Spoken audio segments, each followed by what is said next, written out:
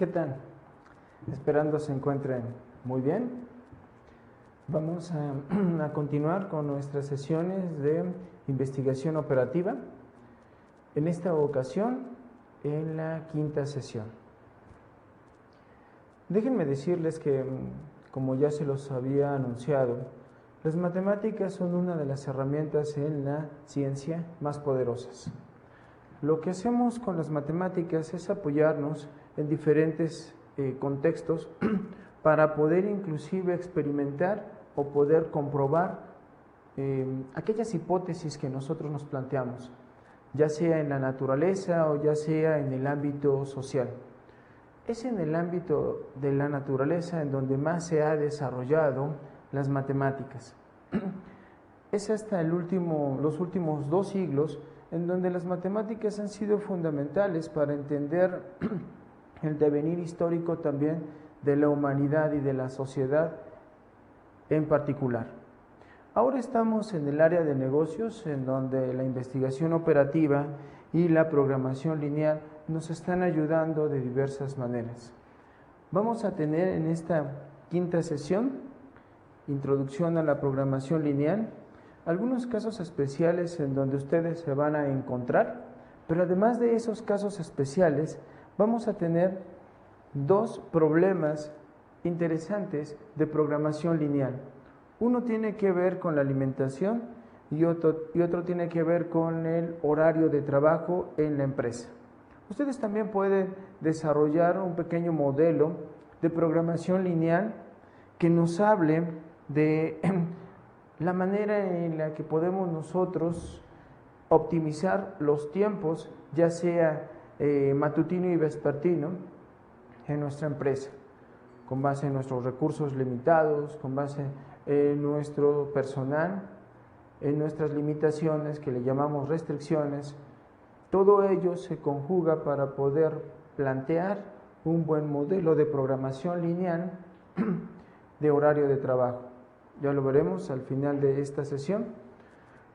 Por lo mientras vamos a comenzar con algunos casos especiales en donde ustedes se van a dar cuenta que también tenemos algunas incongruencias, algunas situaciones en donde no podemos llegar fácilmente a conclusiones. Aunque ya les había yo anunciado, afortunadamente en el ámbito científico, cuando ustedes siguen adecuadamente los pasos, ustedes trabajan en pos de un objetivo, de un planteamiento, de una hipótesis, y lo hacen de forma rigurosa o aceptada, ya lo que ustedes hicieron, aunque al final se encuentren con que la hipótesis era falsa, de todas maneras ese camino trazado le ayuda a los investigadores que venimos atrás para entender que ese camino no es el correcto. Desafortunadamente en las ciencias sociales no es así. Son 2 ramas muy diferentes, ciencias. Hablar de las ciencias naturales, tal pareciera que cuando hablamos de las ciencias naturales vamos construyendo todo un gigantesco bagaje de conocimiento que nos ha ayudado a lograr nuestros objetivos, pero lamentablemente nuestros objetivos en la naturaleza no han sido del todo adecuados, ¿no? Entonces, logro de conocimiento, logro de objetivos, ¿no? Más bien. ¿Se van a dar cuenta por qué les menciono esto? Logro de objetivos. Imaginemos que nuestros objetivos trazados con la revolución industrial era aumentar lo que llamamos nosotros como stock de productos. O dicho de otra manera, aumentar la capacidad productiva del ser humano para lograr abastecer lo suficiente a la humanidad de todo lo necesario. Y esto, los recursos fundamentalmente los extraemos de la naturaleza. Gracias a revoluciones científicas, gracias a que hemos avanzado en el conocimiento, nos hemos dado cuenta que tenemos la capacidad de extraerle cada vez más producto a la naturaleza. Pero fíjense cómo son las cosas. Hemos tenido grandes avances en la ciencia y lo que conocemos como su aplicación. Aplicación de la ciencia. ¿Cómo le llamamos? Tecnología. Technologies. Esta tecnología nos ha apoyado para que podamos extraerle cada vez más pedazos gigantescos a la naturaleza.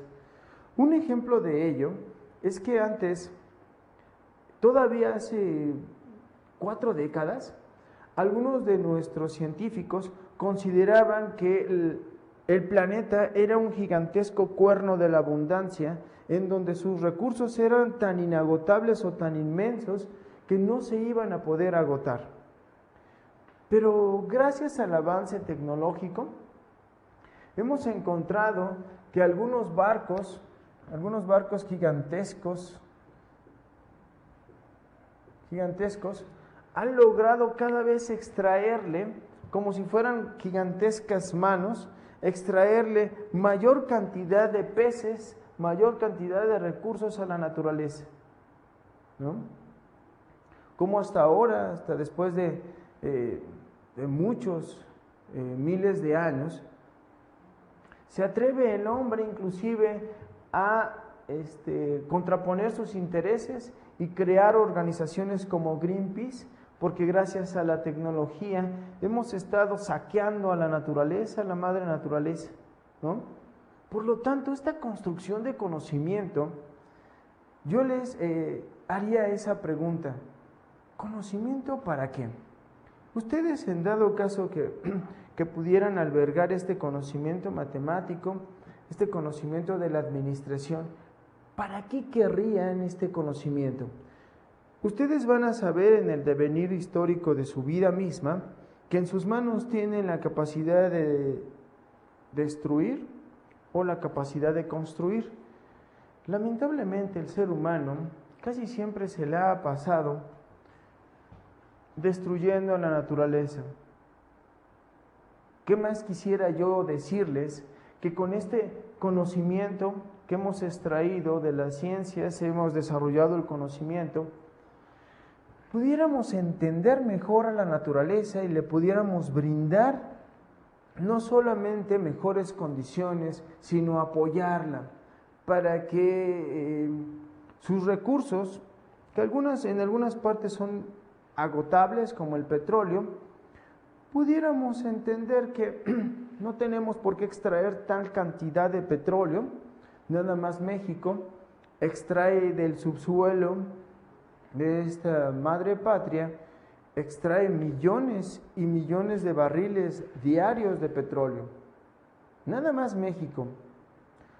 Aunque, pues sí, es casi un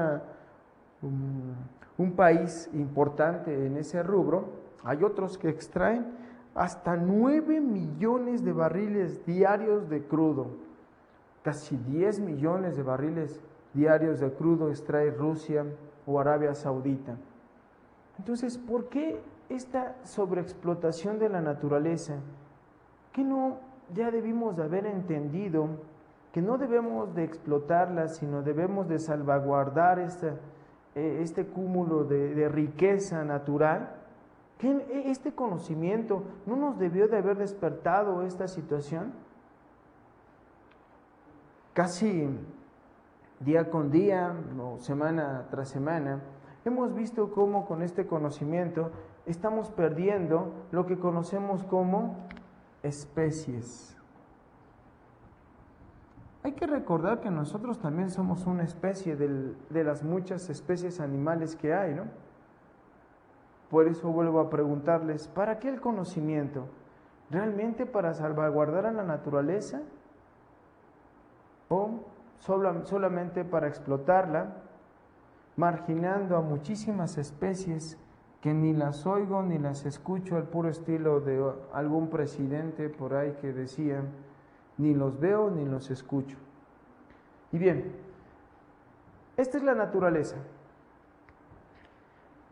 Lo que a nosotros nos interesa no es la naturaleza, es la investigación operativa y sobre todo las ciencias en el ámbito social. Vuelvo a preguntarles, ¿para qué quieren ustedes conocimiento en el ámbito social? Hemos visto que efectivamente hay una elevada productividad gracias a la tecnología. Productividad, ¿no? A pesar de esta elevada productividad, seguimos a nivel planetario teniendo grandes cantidades de sectores y millones de personas en la pobreza y en la marginación, ¿no? Entonces, si las ciencias han sido utilizadas adecuadamente y se construye un conocimiento en la naturaleza, déjenme decirles que en las ciencias sociales esta construcción del conocimiento no es tan válido, ¿eh? Esa parte se las dejo de tarea para que se den cuenta cómo en el ámbito, por ejemplo, de la psicología, nada más les voy a dar un ejemplo para que se abra y se despierte ese interés. Psicología. El conocimiento del ser humano, de la psique del ser humano, ha sido brillante, pero ha sido tergiversado no para darle o brindarle al ser humano mayor satisfacción o mayor felicidad, sino que ha sido manipulado todo este conocimiento en vías y en pos de poder vender productos. O sea, por una parte, los capitalistas lo que quieren es vender sus productos por medio de una técnica, una disciplina que le llaman, se ha desarrollado muchísimo, mercadotecnia. Creo que ustedes saben de eso. Esta mercadotecnia, gracias a ella, gracias a la psicología, hemos creado un gigantesco monstruo en donde podemos manipular las conciencias del ser humano, podemos manipular sus deseos y sus necesidades para que puedan pensar e imaginarse que comprarse un reloj Citizen es más importante que comer hoy, ¿no? Tan es así de aberrante. Para ello han utilizado el desarrollo de la psicología. Ojalá utilizaran la psicología la pudiéramos utilizar para otras cuestiones, pero también como es un conocimiento que se ha monopolizado, aquella persona que llegue a tener problemas en la psique va a tener que pagar una cantidad grande si es que quiere sanearse de esa parte, ¿no? Pequeñas contradicciones. Y vamos entonces con más conocimiento. Este conocimiento son de casos especiales de la programación lineal, cuestión matemática. Vamos a ver 4 casos especiales, sin más. Problema infactible. Vamos a ver 2 tipos de regiones, una región no acotada pero objetivo acotado. Y vamos a ver otro caso en donde hay una región no acotada, pero al mismo tiempo también el objetivo no está bien asimilado, no está bien planteado.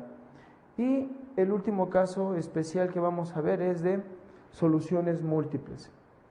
Cuando nosotros estamos en programación lineal, en este ámbito de conocimiento, nos damos cuenta que a veces el planteamiento puede estar erróneo en una parte, o que finalmente no lo planteamos de forma adecuada, o que alguna variable nos hace falta, ¿no? Son algunas situaciones. Vamos con el primer caso, casos especiales, el problema infactible. Imaginemos entonces que son 2 variables. x1 más x2. Imaginemos que son el trabajo en la empresa, hombres y mujeres, x1 hombres, x2 mujeres, ¿no? En el caso del trabajo, todos quieren tener menor o igual trabajo a, ¿qué será? A 1 hora, imaginemos, ¿no? A 1 hora. Pero al mismo tiempo, en la empresa, tanto hombres como mujeres, en este caso nuestros empleados, también tienen la otra situación contraria, ¿no? Que los mismos quieren ganar. En un planteamiento primero está el asunto de horas trabajadas y en el asunto segundo está de pago por horas, ¿no? Ellos, a pesar de que quieren trabajar solamente 1 hora, quieren ganar más de 3 horas, ¿no? Quieren un salario por encima de las 3 horas. Eso da una incongruencia, una situación de no solución. Probablemente cuando ustedes analicen su caso, se darán cuenta que efectivamente podemos nosotros llegar a tener una situación contraria, ¿no? x2, x1, en donde el área de una de nuestras ecuaciones, área objetivo, está de este lado, ¿no? Imaginemos que no sea 1 hora, que quieren trabajar de 4 horas para abajo, ¿no? Esa es en la primera ecuación. Trabajo inferior o igual a 4 horas. Entonces quiere decir que nuestro planteamiento objetivo se encontrará de este lado, pero al mismo tiempo plantean que quieren ganar pago semanal por 48 horas. Quiere decir entonces, medido también en horas, que se van a ubicar por acá, ¿no? Por 8 horas. Dice, pago semanal por 48 horas o más, ¿no? Entonces se va a ubicar el objetivo por encima de esas 48 horas. Cuando nos encontramos con este tipo de planteamientos muy contrarios, tendríamos nosotros que hacer algunas acotaciones pertinentes, ¿no? Pero ya que tenemos este caso, a pesar de que se ve bastante incongruente, podríamos brindarle a la ciudadanía pues tal situación, ¿no?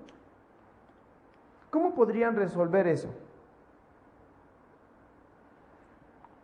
La primera pregunta sería, ¿realmente se puede otorgarle a todos los trabajadores, a todas las personas, se podría brindarles un horario de trabajo de 4 horas y por esas 4 horas devengarles un salario justo? ¿Trabajo? Ya borré una parte que no debía borrar, pero bueno. A ver si la alcanzo a ver. Entonces, el planteamiento, la hipótesis. Imaginen ustedes que es trabajo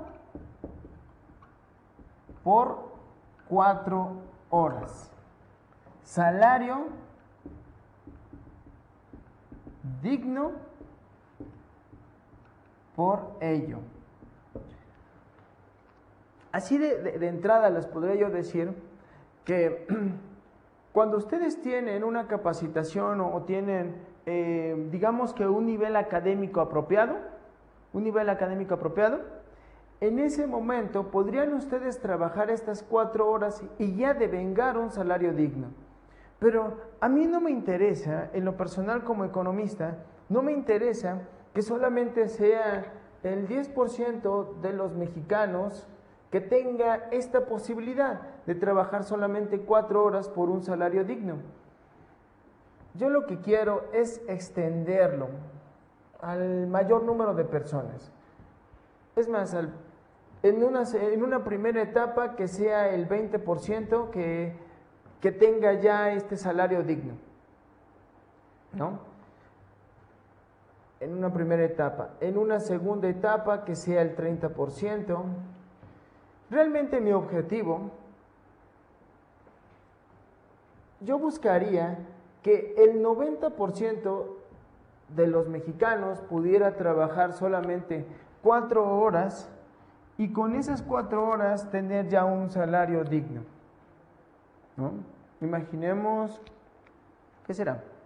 500 pesos por ese salario digno.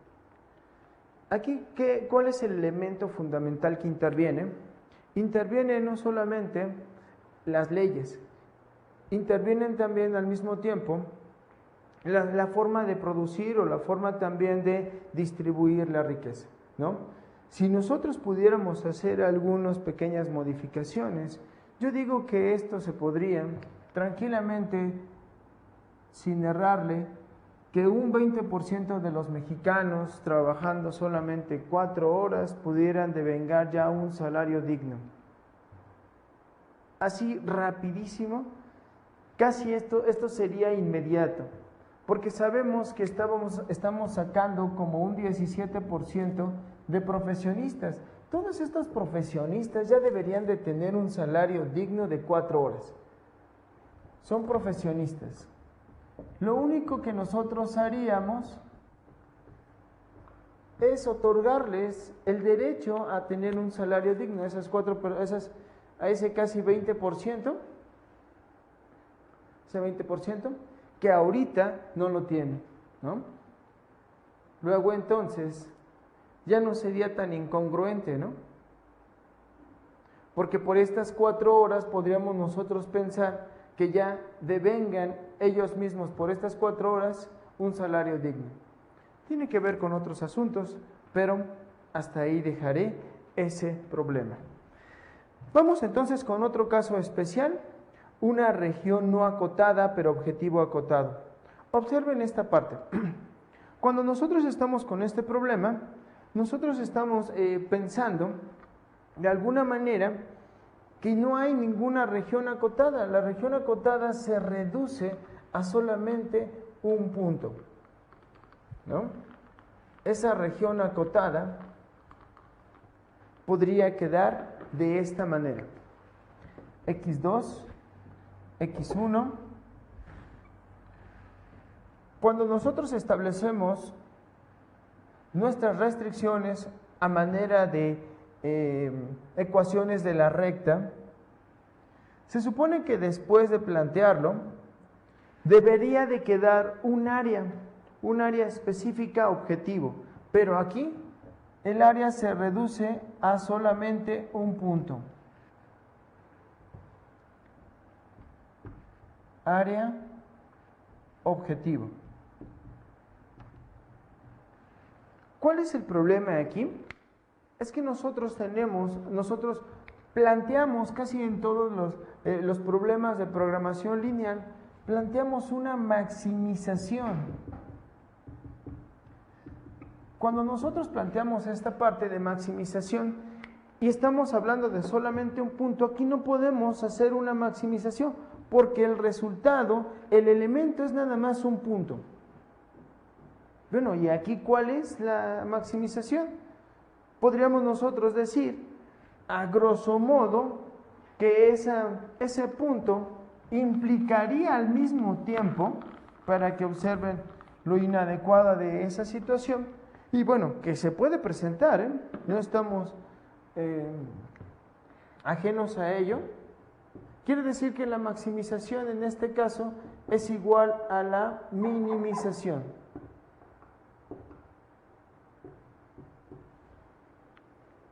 Porque es un punto, es un máximo y es un mínimo.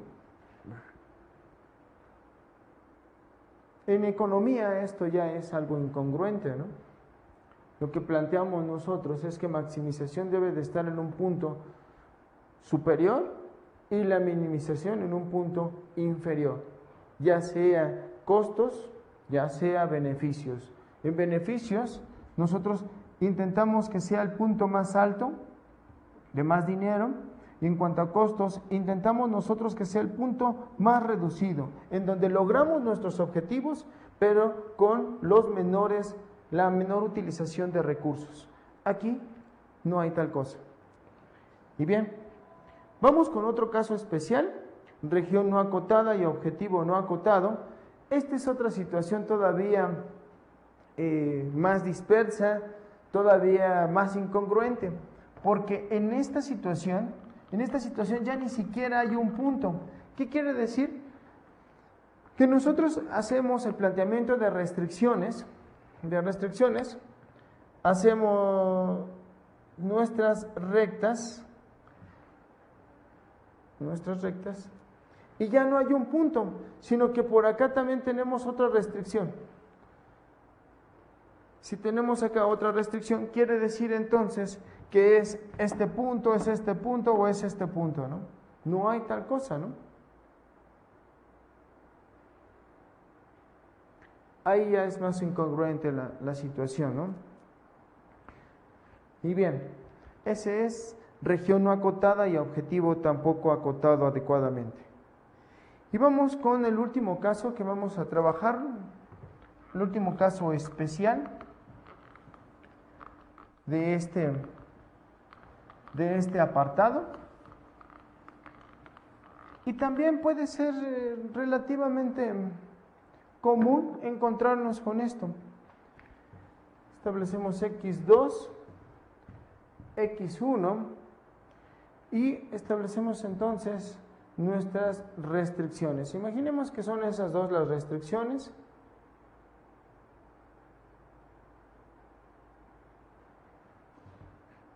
Y que en esta situación el objetivo, las soluciones óptimas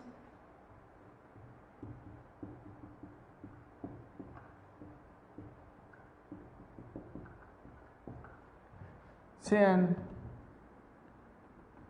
este punto, sea este otro punto y sea este otro punto. En ese caso, ustedes como buenos administradores tendrían que analizar cada una de las soluciones óptimas del modelo o de las circunstancias para establecer cuál es la más apropiada, ¿no? Podríamos nosotros plantearlo a partir del origen. Si nosotros estamos hablando de maximización de beneficios,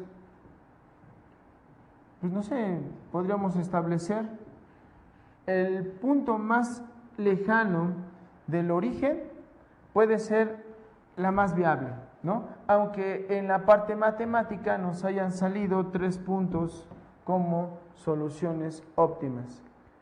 Aquí tendríamos, inclusive cuando sale algo así, tendríamos que replantear nuestro problema para ver qué otras circunstancias podríamos nosotros incluir o qué otro elemento de restricción podríamos hacer. Tal vez con esa otra restricción adecuada nos encontremos ya solamente con un punto o con una solución más óptima, ¿no? Imaginemos que establecemos esas dos restricciones adicionales y del área que se está conformando como el área solución, el punto tal vez más elevado sea este. Y ahí sí podríamos establecer ya, en vez de soluciones múltiples óptimas,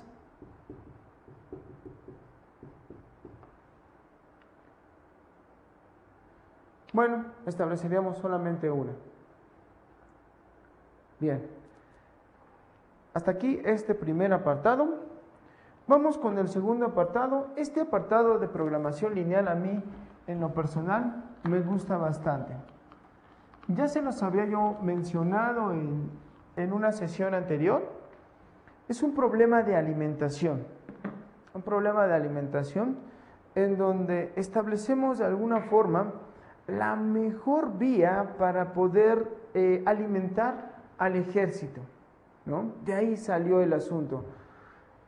Aunque yo lo manejaría en términos de cómo poder alimentar de forma más adecuada a la ciudadanía, a las personas de la tercera edad, ya sea que estuviéramos en un asilo,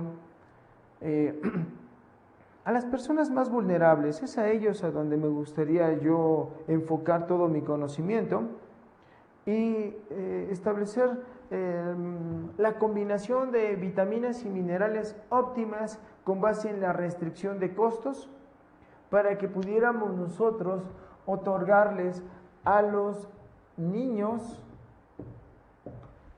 huérfanos todos los requerimientos adecuados en cuanto a sus nutrimentos para que pudieran desarrollarse.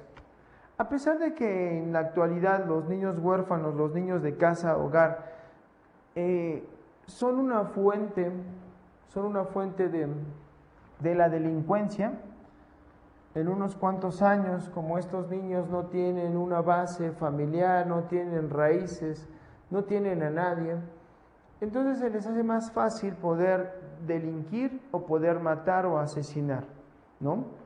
Ese aspecto hay que cuidarlo muchísimo. A diferencia de esta sociedad que a los niños huérfanos y a los ancianos los deja en el abandono, a mí sí me interesan, sobre todo los niños huérfanos, y podría yo plantear este problema de la alimentación para ellos. Nada más que originalmente no tenía nada que ver con sectores desamparados ni de la calle, sino con la milicia. Es así como lo vamos a plantear. Un problema de programación lineal, problema también de optimización, de donde se pretende maximizar o minimizar, ya sean costos o beneficios. A la expresión matemática de nuestro problema le llamaremos función objetivo. Función costo o función rentabilidad, por ejemplo. A nuestros parámetros le llamaremos restricciones, no más de solo una vez, no superior a, por ejemplo. Cada una de las restricciones será una ecuación lineal o una desigualdad lineal en las variables de decisión. Ya la llamaremos también una región factible a la que hemos conformado después de ver algunas restricciones. Esa área que queda es la región factible. A un área en donde todas las líneas constituidas por las restricciones nos dan esa área que cumple con todo lo establecido, determinando también en esa área el máximo y el mínimo. Más adelante, cuando nosotros avanzamos en el conocimiento de las matemáticas, también hay otras formas de llegar a la optimización, a la maximización y minimización. Bien, ahorita estamos en programación lineal. Problema de la alimentación. Quien fue el que desarrolló este planteamiento fue un matemático, George Stigler, economista de la Escuela de Chicago. A este punto es difícil entender qué es el simplex y cómo funciona, ¿no? Pero veamos el primer problema de la dieta planteado por el matemático Stigler. Este economista, déjenme decirles que es de la corriente neoliberal, a pesar de ser muy bueno en las matemáticas, fue utilizado su planteamiento para cuestiones no tanto adecuadas, ¿no? El neoliberalismo es el modelo que nos están ahorita aplicando. Parte del problema es ese modelo. El compañero George Stigler ya se nos fue, ya no le podríamos reclamar absolutamente nada, solamente trabajar con lo que nos ha dejado. Este es algo de su legado. Objetivo. Encontrar la combinación de alimentos de costo mínimo que permitan satisfacer 9 requerimientos nutricionales básicos de una persona de peso promedio. Motivación: reducir los costos en el abastecimiento de tropas. Y utilizamos una modelación matemática. Eso es fundamental. Cuando nosotros estamos hablando de una guerra, todas las cuestiones alrededor de la guerra son importantísimas, ¿no? Podríamos establecer solamente dos. La primera de ellas, requerimientos nutricionales, que es la parte que nos toca a nosotros. Y la otra parte, imaginemos que es requerimiento de tropas.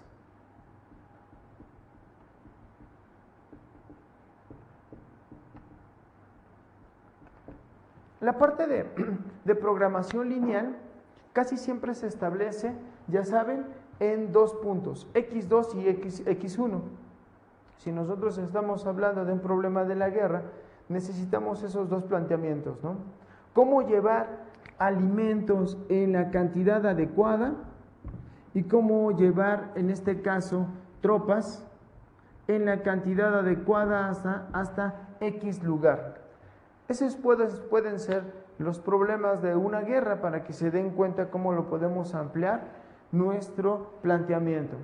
Afortunadamente no tenemos que ver con tropas, tenemos que ver solamente con requerimientos nutricionales. ¿Cómo podemos nosotros darle lo necesario a los soldados?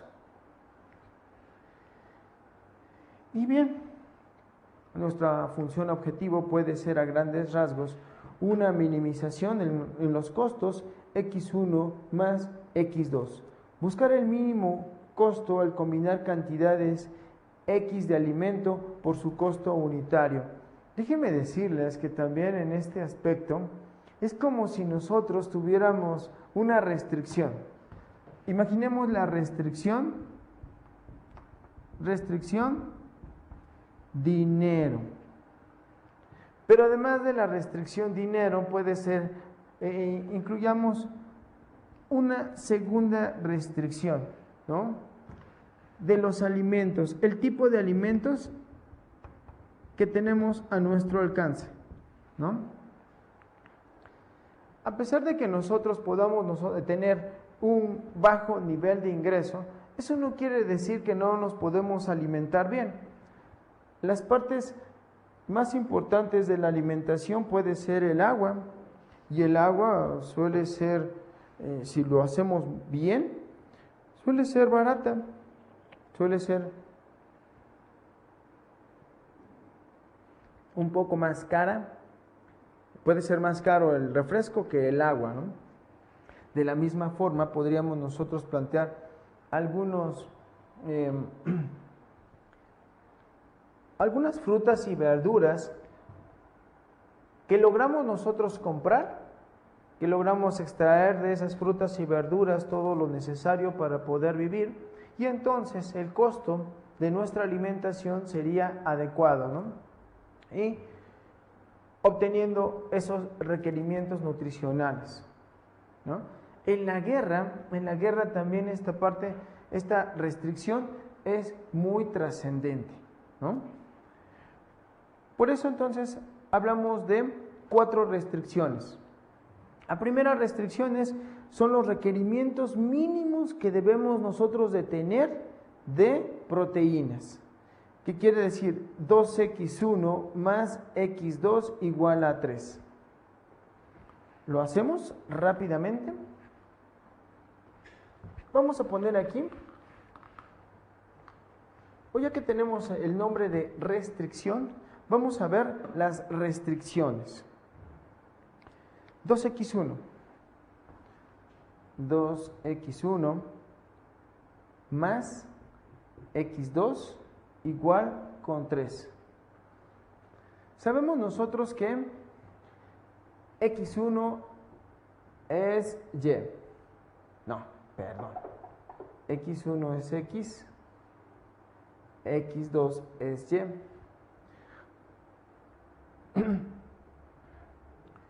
Imaginemos en nuestra ecuación, cuando x1 es 0, ¿cuánto será x2? Eso quiere decir que x1 se va. Queda x2 igual a 3. Para hacerlo muy rápido, también podríamos plantear x2 igual a 0. Si x2 es igual a 0, ¿cuánto será x1? Como queda esto se va, 2x1 igual a 3, entonces el 2 pasa de este lado. Sería 3 medios. Ya con esos dos puntos podríamos establecer por dónde pasa nuestra recta rápidamente. En la primera parte, x1, cuando x1 es 0, establecemos x2 es 3, 1, 2, 3. Entonces este es el primer punto. El segundo punto, cuando y es 0, x1 es 3 medios. Imaginemos es 1, 2, 3. 3 medios es 1.5. Entonces estableceríamos aquí, nuestra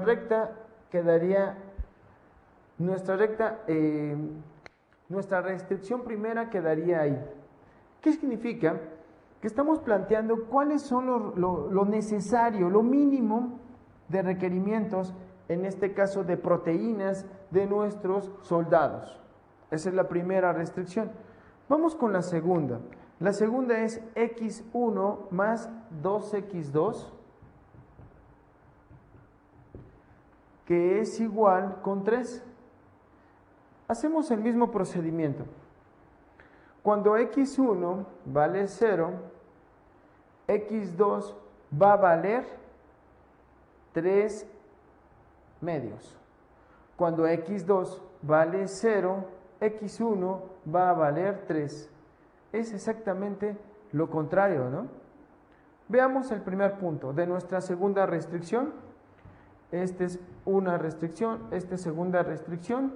Establecemos que el punto de x1, cuando cruzamos las abscisas, es 0. Entonces está aquí.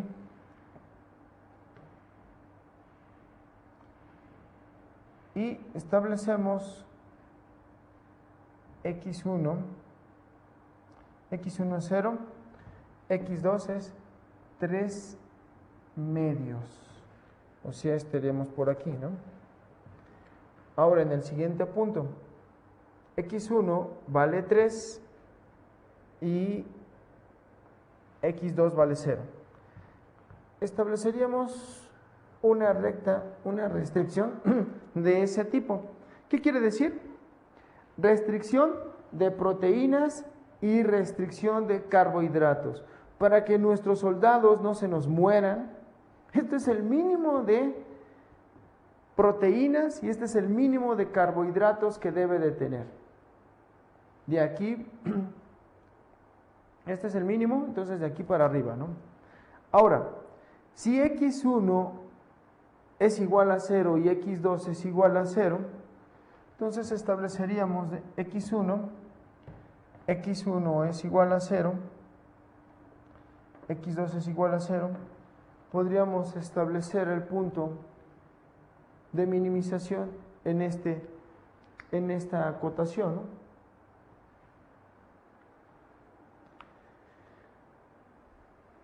En su intento por resolverlo, Stigler obtiene una de las primeras formulaciones de programación lineal con 77 variables y 9 restricciones y encuentra una solución por métodos heurísticos de 39.93 en 1939, Segunda Guerra Mundial. ¿Qué son métodos heurísticos? No es otra cosa más que solucionar las cosas. Ya no es por un método científico, sino más por un método práctico, un método empírico, ¿no? Entonces,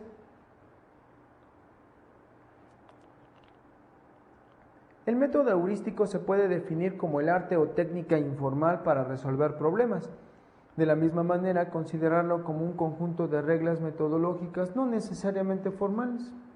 Es también una forma de resolver los problemas de la ciencia con base en la experiencia, el devenir práctico del investigador. Aquí tenemos ya la solución. Algunos años después, Laderman en 1947 usó el método simplex para encontrar la solución óptima, siendo el primer cálculo de gran escala que precisó de 120 días empleando 10 calculadoras de escritorio manuales y salió él con un resultado de 39.69, o sea, solo 24 centavos más barato que Stigler. Aquí tenemos ya la región.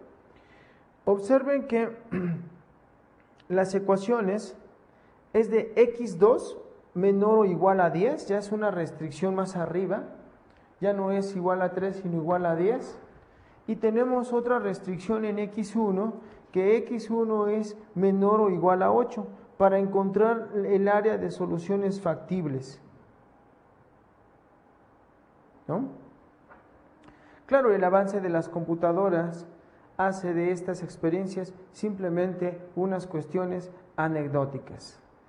Y vamos a terminar con el problema de establecimiento de horario de trabajo. Imaginemos una firma de contadores públicos especializados en preparar liquidaciones y pago de impuestos y también auditorías en empresas pequeñas, interesados en saber cuántas auditorías y liquidaciones pueden realizar mensualmente de manera que obtengan los máximos ingresos.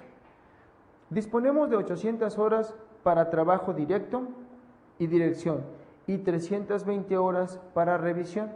Una auditoría en promedio requiere de 40 horas de trabajo directo y dirección y 10 horas de revisión. Además nos aporta un ingreso esa auditoría de $300. Una liquidación de impuestos requiere solamente de 8 horas de trabajo directo y dirección y 5 horas de revisión y produce un ingreso de $100. Se pueden realizar tantas auditorías como se desee, pero el máximo de liquidaciones mensuales disponibles son de 60. Déjenme decirles aquí que por métodos heurísticos yo les dejaría, si estuvieran aquí conmigo, les dejaría por esos métodos heurísticos que trabajaran en este problema. Sin meter la matemática, resuelvan rápidamente por métodos heurísticos cuál sería el que nos convendría, ¿no? Así, de inmediato, por métodos heurísticos, si disponemos de 800 horas de trabajo directo y dirección y 320 horas de trabajo de revisión, pero lo fundamental, ¿no? Mientras que una auditoría requiere de 40 horas de trabajo directo y dirección y 10 horas de revisión, además nos aporta un ingreso de $300, quiere decir que nosotros invertimos 50 horas y por 50 horas $300. En cambio, una liquidación de impuestos requiere solamente de 8 horas de trabajo y 5 horas de revisión y nos aporta $100. O sea, invertimos en el otro, ¿cuánto? 50 horas, $300. Así, método heurístico. 50 horas, $300. En el otro solamente 13 horas invertimos, 13 horas, y nos aporta un ingreso de $100.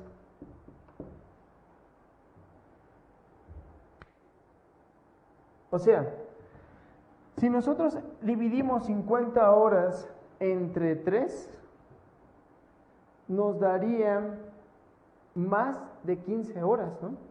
Más de 15 horas. Entonces, nada más por métodos heurísticos sabemos nosotros que una liquidación nos conviene más, invertimos menos y ganamos más.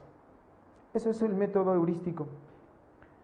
Objetivo: maximizar nuestros ingresos totales, las variables ya las saben, nuestras cantidades de auditorías y de liquidaciones, Restricciones es el tiempo disponible de trabajo directo, de revisión y número máximo de liquidaciones.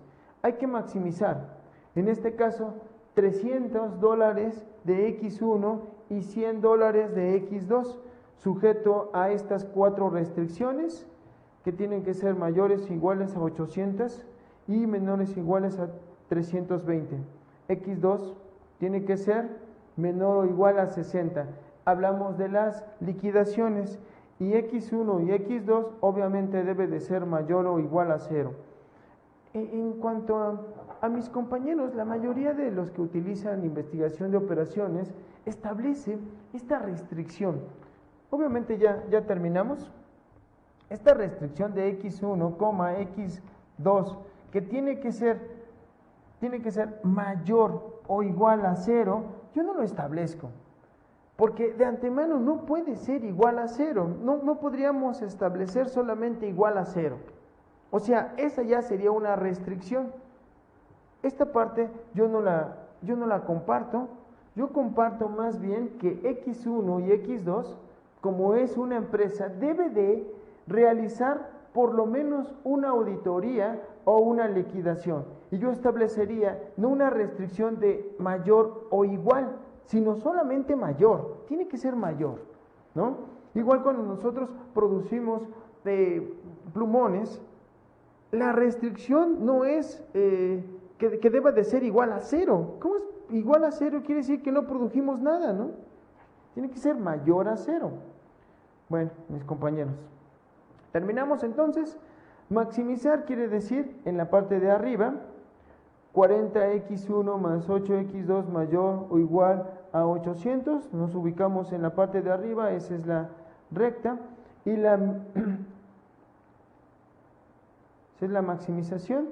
También la maximización en este caso de 10x1 más 5x2 menor o igual a 320. Ahí ya nos dan un área que nosotros con la que tenemos que trabajar. Ya tenemos inclusive la siguiente restricción en 60. Establecemos entonces que esa área, el punto máximo, esa es la maximización. En resumen, otra vez trabajamos con programación lineal, casos especiales, problema de la alimentación, que a mí me interesa no más en los soldados, pero más en las familias pobres, y problemas de establecimiento de horario de trabajo en una empresa de contadores. Estas son algunas fuentes de información, y con esto terminamos nuestra sexta sesión. Los esperamos entonces para la siguiente sesión.